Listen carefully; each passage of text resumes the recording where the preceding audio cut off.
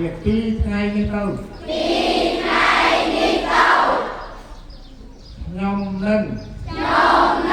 trai đuôi mẹ âu đôi của rập đi ngay như câu nhom nâng của rập lục cru nhạc cru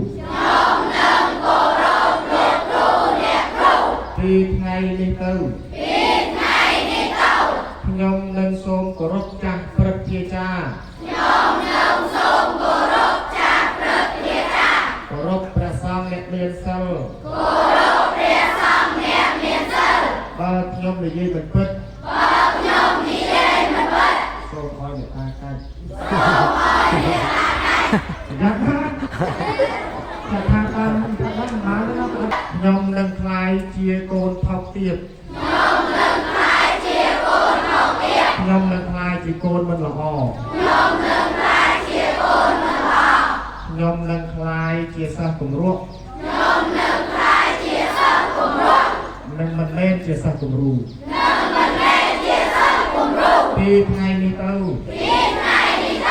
ខ្ញុំសូមស្អប់ថាព្រះករណាលោកគ្រូម្ចាស់ជាសាក្សីទាំង6អង្គហើយខ្លាំងទាំង6អង្គ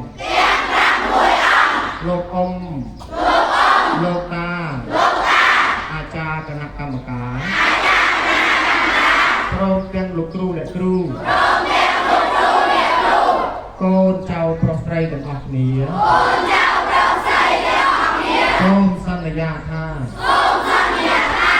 នឹងខំប្រឹងប្រែងរៀនសូត្រនឹងព្យាយាមឈប់ប្រើទូរស័ព្ទយ៉ាងដូចយ៉ាងសុខឲ្យមានប្រយោជន៍ខ្ញុំសូមសន្យាចំពោះព្រះភ័ក្ត្រព្រះសង្ឃគ្រប់អង្គជាគម្រប់2 ដងផងជាគម្រប់3 ដងផងថាថ្ងៃនេះកូនចៅប្រុសស្រីទាំងអស់គ្នាជាសិស្សានុសិស្សរៀននៅអនុវិទ្យាល័យតាវងនេះនឹងខំប្រឹងប្រែងស្ដាប់លោកគ្រូអ្នកគ្រូមិនអោយលោកគ្រូអ្នកគ្រូពិបាកចិត្តដោយសារខ្ញុំទាំងឡាយឡើយ